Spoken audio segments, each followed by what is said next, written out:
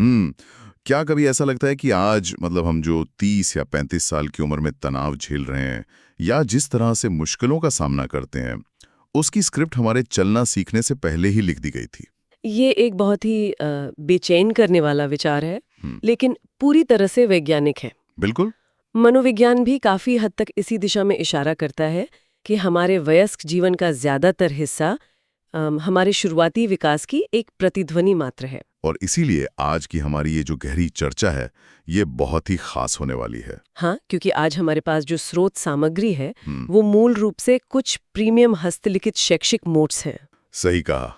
हमें उस बुनियादी चीज को परिभाषित करना होगा। कि वास्तव में हम किस चीज का अध्ययन कर रहे हैं। हाँ, विकास की ये रूपरेखा या कह लें ये ब्लूप्रिंट, ये असल में काम कैसे करता है? अगर हम इन शैक्षिक नोट्स के सबसे पहले और मूल अर्थ पर गौर करें तो एक शब्द जो बार बार उभर कर आता है वो है सार्वभौमिक प्रक्रिया, यानी यूनिवर्सल प्रोसेस। अच्छा, यूनिवर्सल प्रोसेस। हाँ, विकास कोई ऐसी चीज नहीं है जो सिर्फ कुछ खास लोगों में होती है।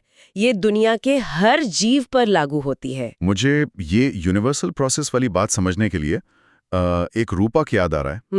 बताइए। मान लीजिए कि विकास हमारे फोन या कंप्यूटर में चलने वाला एक बैकग्राउंड सॉफ्टवेयर अपडेट की तरह है। अरे, ये बहुत ही दिलचस्प तुलना है ना? ये गर्भाधान यानी कंसेप्शन के दिन से शुरू हो जाता है और मृत्यु तक लगातार चलता रहता है। कभी अपडेट बहुत तेजी से डाउनलोड होता है, जैसे बचपन के शुरुआती सालों में जब बच्चा हर दिन कुछ नया सीखता है। बिल्कुल। और कभी ये बहुत धीमा हो जाता है, लेकिन बैकग्राउंड में ये प्रोसेस कभी रुकता नहीं है। ये तुलना इसके तंत्र को समझने के लिए बहुत सटीक है।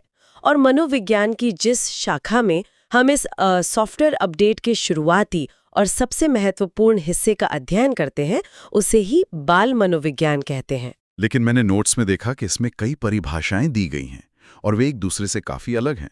मतलब विज्ञान में भी इतना मतभेद।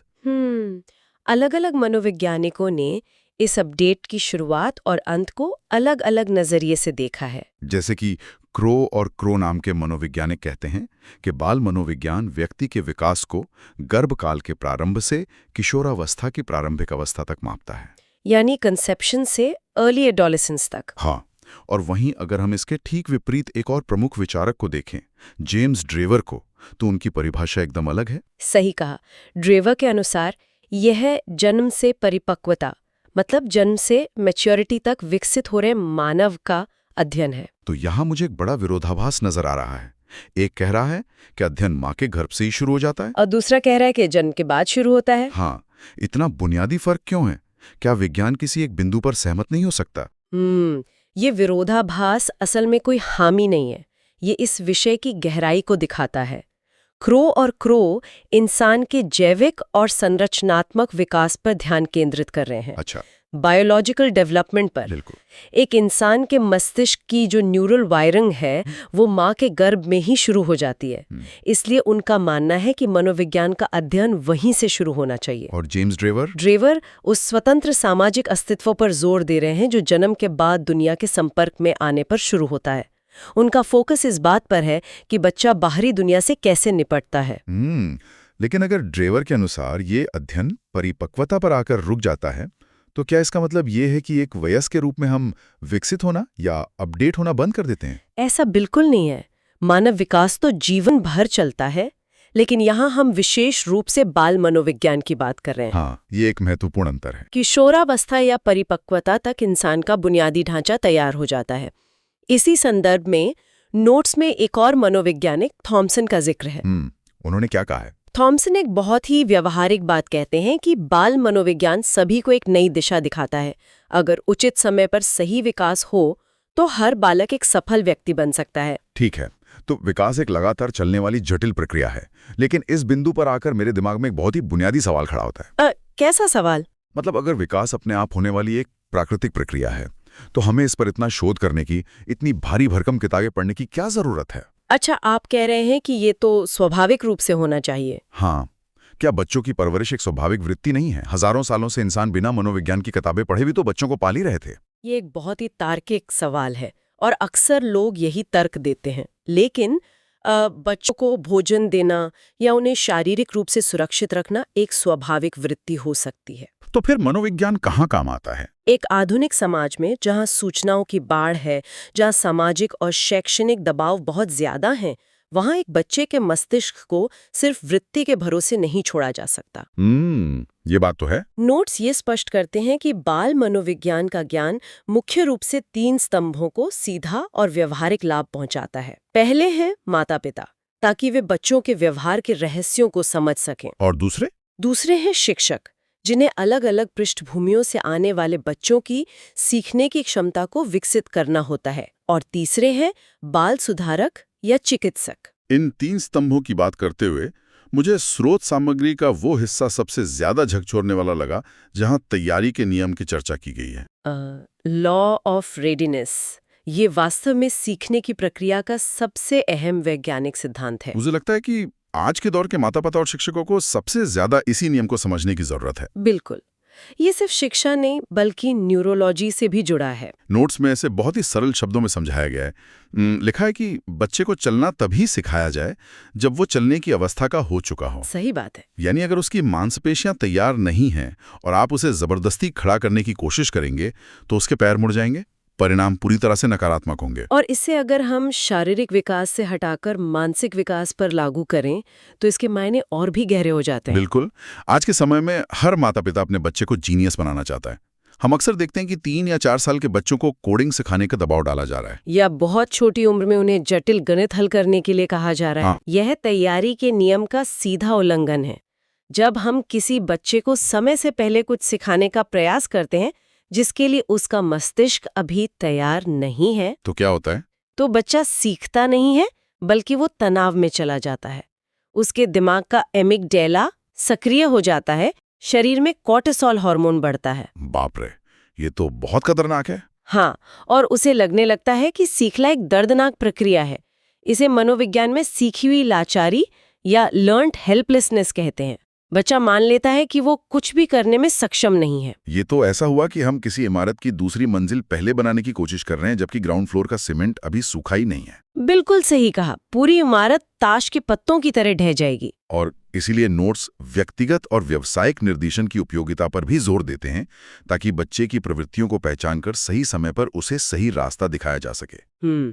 अब जब हम समझ चुके हैं कि सही समय और सही अपेक्षाएं कितनी जरूरी हैं, तो हमें ये देखना चाहिए कि वास्तव में हमें बच्चे के किन-किन पहलुओं पर नजर रखनी चाहिए। हाँ, बाल विकास का दायरा कितना बड़ा है। नोट्स में ऐसे 8 प्रमुख क्षेत्रों की बात की गई है। इसे समझने के लिए मैं एक म्यूजिक सिस्टम के इक्वलाइजर का रूपक इस्तेमाल करना चाहूंगा। इक्वलाइजर कैसे? एक साउंड सिस्टम में जिस तरह बास, ट्रेबल और मिड रेंज के अलग अलग स्लाइडर्स होते हैं, बाल विकास के क्षेत्र में भी ऐसे ही 8 प्रमुख स्लाइडर्स हैं। अच्छा, समझ रही हूँ। जब आप इनमें से किसी एक स्लाइडर को ऊपर या नीचे करते हैं तो पूरी आवाज बदल जाती है। और हर इंसान के मामले में इन 8 स्लाइडर्स की सेटिंग बिल्कुल अलग होती है। ये एक बहुत ही शानदार रूपक है। अगर हम इन 8 स्लाइडर्स को आपस में जोड़कर देखें तो सबसे पहला और सबसे शक्तिशाली स्लाइडर है हमारा वातावरण। यानी वह घर, वह स्कूल और वो समाज जहां बच्चा अपना पूरा दिन बिताता है। बिल्कुल, वातावरण एक तरफा काम नहीं करता। मनोविज्ञान इसके 2 पहलुओं का अध्ययन करता है। पहला कि बालक का वातावरण पर क्या प्रभाव पड़ता है, और दूसरा वातावरण बालक के व्यवहार और उसके शारीरिक व मानसिक विकास को कैसे बदलता है। एक शांत वातावरण में बच्चे के मस्तिष्क की संरचना अलग तरीके से विकसित होती है, जबकि एक शोरगुल वाले तनावपूर्ण वातावरण में पलने वाले बच्चे का मस्तिष्क लगातार खतरे को स्कैन करने के लिए तैयार हो जाता है। एकदम सही। और ये वातावरण वाला स्लाइडर सीधा असर डालता है हमारे दूसरे सबसे महत्वपूर्ण स्लाइडर पर, जो है मानसिक प्रक्रियाएं। मानसिक प्रक्रियाएं, ये सिर्फ ये नहीं है कि बच्चा कितनी जल्दी कविता याद कर लेता है ना? बिल्कुल नहीं। इसमें प्रत्यक्षीकरण, सीखना, कल्पना, स्मृति और चिंतन शामिल हैं। एक तनावपूर्ण वातावरण बच्चे की स्मृति और सीखने की क्षमता को सीधा बाधित करता है। और जब अलग अलग वातावरण और अलग अलग मानसिक प्रक्रियाएं आपस में मिलती हैं तो वो चीज पैदा होती है जो आधुनिक शिक्षा का मुख्य आधार है। हाँ, और वो है हमारा तीसरा क्षेत्र, वैयक्तिक भिन्नता यानी इंडिविजुअल डिफरेंसेस। यहाँ मैं थोड़ी असहमति जताना चाहूंगा, या कम से कम उस आम धारणा को सामने रखना चाहूंगा जो अक्सर सुनने को मिलती है। कैसी धारणा? क्या ये वैयक्तिक भिन्नता की बात आजकल कुछ ज्यादा नहीं हो रही है? कई बार ऐसा लगता है कि ये बच्चों के आलस्य या उनके कमजोर प्रदर्शन को जायज ठहराने का सिर्फ एक आधुनिक बहाना है। मतलब लोग कहते हैं कि मेरा बच्चा अलग है इसलिए पढ़ता नहीं है। हाँ, अरे मेरा बच्चा तो अलग है इसलिए वो फेल हो गया। यह एक बहुत ही आम भ्रांति है, लेकिन विज्ञान इसे पूरी तरह से खारिज करता है। वैयक्तिक भिन्नता कोई बहाना नहीं है, यह एक जैविक और न्यूरोलॉजिकल सच्चाई है। अच्छा, तो ये वैज्ञानिक रूप से सिद्ध है? बिल्कुल। मनोविज्ञान स्पष्ट रूप से कहता है कि कोई भी दो बालक एक समान नहीं होते, यहाँ तक कि जुड़वा बच्चे भी नहीं। उनमें शरीर रचना संबंधी भेद होते हैं, उनकी मानसिक योग्यताएं अलग होती हैं। और उनके संवेग भी अलग तरह से काम करते हैं। हाँ, जब एक कक्षा में 40 बच्चे बैठे होते हैं तो वो 40 अलग-अलग तरीके से जानकारी को प्रोसेस कर रहे होते हैं। तो मतलब सबको एक ही लाठी से हाँकना गलत है। इसे नजरअंदाज करके सबको एक ही तरीके से पढ़ाना असल में शिक्षा प्रणाली की विफलता है, बच्चे की नहीं। ये बात सोचने पे मजबूर करती है। अगर हर बच्चा इतना ही अलग है तो फिर हम उनका मूल्यांकन कैसे कर सकते हैं? हम कैसे जानेंगे कि कौन सही दिशा में जा रहा है? यहीं पर हमारा चौथा स्लाइडर सामने आता है, जो है मापन। अब मापन का नाम सुनते ही हमारे दिमाग में परीक्षाओं के नंबर, रिपोर्ट कार्ड और रेड पेन से दिए गए ग्रेड्स आने लगते हैं। लेकिन बाल विकास में मापन का उद्देश्य बच्चों पर पास या फेल का ठप्पा लगाना नहीं है। तो इसका असली उद्देश्य क्या है? शारीरिक और मानसिक मापन का मुख्य उद्देश्य यह पता लगाना है कि किन क्षेत्रों में बच्चे को समस्याएं आ रही हैं, ताकि उनका निराकरण किया जा सके। मतलब उनकी मदद की जा सके। हाँ, मापन एक थर्मोमीटर की तरह है। यह आपको बताता है कि बुखार कितना है, ताकि आप सही दवा दे सकें। ये बच्चे को बुखार होने के लिए सजा देने का टूल नहीं है। ये बहुत ही स्पष्टीकरण देने वाली बात है। अब सोचिए, जब एक अद्वितीय बच्चा अपने पर्यावरण में रहता है तो उनके बीच कुछ ना कुछ तो होगा। बिल्कुल होगा। यही हमारा 5वां क्षेत्र आता है, अंतःक्रियाएं यानी इंटरैक्शन। बालक का व्यवहार कभी स्थिर नहीं होता, वो लगातार गतिशील रहता है। बच्चा अपने आसपास के लोगों और चीजों के साथ लगातार अंतर्क्रिया करता है। ये अंतर्क्रियाएं सकारात्मक हो सकती हैं, जैसे दोस्तों के साथ सहयोग करना या खेलना, और ये नकारात्मक भी हो सकती हैं। हाँ, जैसे किसी चीज के लिए संघर्ष, विरोध या तनाव। बाल विकास इन अंतर्क्रियाओं के पैटर्न का गहराई से अध्ययन करता है। और जब ये अंतःक्रियाएं नकारात्मक होने लगती हैं, जब संघर्ष बढ़ने लगता है, तब हमारे इक्वलाइजर का छठा स्लाइडर काम में आता है, जो है समायोजन यानी एडजस्टमेंट। जीवन में हर बच्चे को एडजस्ट करना पड़ता है, कभी पारिवारिक माहौल से, कभी स्कूल के सख्त नियमों से, तो कभी अपने ही अंदर चल रहे संवेगात्मक तूफानों से। बिल्कुल। मनोविज्ञान ये देखता है कि भिन्न भिन्न आयु स्तरों पर बालक का इन चुनौतियों के साथ समायोजन कैसा है। और अगर वो समायोजन नहीं कर पाता तो? अगर वो कुसमायोजित व्यवहार कर रहा है, जैसे कि बार बार गुस्सा करना या अचानक से बहुत शांत हो जाना, तो इसका मतलब है कि कोई स्लाइडर अपनी जगह पर नहीं है। और यहीं से हम 7वें क्षेत्र में प्रवेश करते हैं, जो मुझे लगता है कि इस पूरे दस्तावेज में सबसे ज्यादा गलत समझा जाने वाला विषय है। आप विशिष्ट बालक यानी एक्सेप्शनल चिल्ड्रन की बात कर रहे हैं ना? हाँ, समाज में विशिष्ट शब्द का अर्थ बहुत संकुचित कर दिया गया है। जब हम विशिष्ट बालक सुनते हैं तो हमारे दिमाग में तुरंत किसी ऐसे बच्चे की छवि बनती है जो गणित का जीनियस है, या जो 6 साल की उम्र में पियानो बजा लेता है। बिल्कुल। लेकिन नोट्स इस भ्रांति को बहुत ही वैज्ञानिक तरीके से तोड़ते हैं। इन शैक्षिक नोट्स के अनुसार विशिष्ट बालक की श्रेणी का अर्थ है सामान्य से अलग होना, चाहे वो किसी भी दिशा में हो। मतलब इसमें प्रतिभाशाली बच्चे तो आते ही हैं, लेकिन और कौन आता है? इसमें शारीरिक रूप से अस्वस्थ बालक, मानसिक रूप से पिछड़े बालक, अपराधी बालक और समस्यात्मक बालक भी शामिल होते हैं। अपराधी बालक भी विशेष श्रेणी में आते हैं, यह बहुत जरूरी बिंदु है। हाँ, जब बालक का विकास दोषपूर्ण ढंग से होता है, शायद इसलिए क्योंकि उसका वातावरण खराब था या मापन सही समय पर नहीं हुआ, तो उसके व्यवहार में असामान्यता आ जाती है। तो एक अपराधी बालक पैदाइशी अपराधी नहीं होता? बिल्कुल नहीं। वो अक्सर एक ऐसा बच्चा होता है जिसका समाज या परिवार के साथ समायोजन बुरी तरह विफल हो गया है। बाल मनोविज्ञान इन असामान्यताओं के असली कारणों की जड़ तक जाता है, ताकि उन्हें सही मदद मिल सके। और अंततः हम उस 8वें और अंतिम स्लाइडर पर आते हैं, जिसे हम इस पूरे सिस्टम का मास्टर वॉल्यूम कह सकते हैं, अभिभावक संबंध। हाँ, बालक के व्यक्तित्व विकास में परिवार की भूमिका बहुत बड़ी होती है। निर्धारक होती है।